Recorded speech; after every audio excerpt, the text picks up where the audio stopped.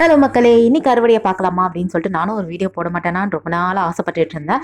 அதுக்கு எனக்கு அல்வா மாதிரி இன்னைக்கு ஒரு வீடியோ கிடச்சிருச்சு. இந்த செடி வந்து நாங்களாம் விதை போடாமல் வளர்ந்த செடி. ஏதோ ஒரு வேர்க்கல்ல வந்து அழகாக இந்த மாதிரி செடியாக வளர்ந்து நிறைய வேர்க்கல்ல கொடுத்துருக்கு.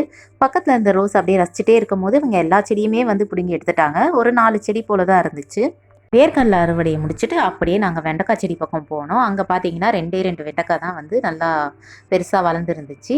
நான் அடம்பிடிச்சிட்டே கையாலேயே உடச்சி எடுத்துருவேன் அப்படின்னு சொல்லிட்டு பில்டப் கொடுத்துட்டே போனேன். கடைசியில் அது உடையவே இல்லை. அப்புறம் சிசர் கொடுத்தாங்க, சிசரை வச்சு கட் பண்ணி எடுத்துட்டோம்.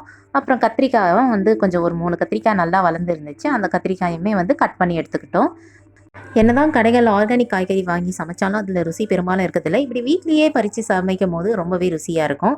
அப்புறம் என்ன ஒவ்வொரு வேர்க்கல்லையாக பிச்சு போட்டுட்டு இருந்தோம். பக்கத்துலேயே பச்சை கலரில் ஒருத்தர் வந்து நின்று, இப்படி நான் சாப்பிட வேண்டியது நீங்கள் பிச்சு போட்டு சாப்பிட்டுக்கிட்டு இருக்கீங்களேடி அப்படின்ற மாதிரி பார்த்துக்கிட்டு இருந்தாரு. நாங்கள் பண்ண அறுவடை சின்னதாக இருக்கலாம், ஆனால் அதில் கிடைச்ச சந்தோஷம் என்னமோ ரொம்பவே பெருசு தான். ஆசையாக நம்ம வளர்த்த செடியிலேருந்து இப்படி அருமையான விஷயங்கள் கிடைக்கும் போது நமக்கு சந்தோஷம் தானாகவே வந்துடும். நன்றி.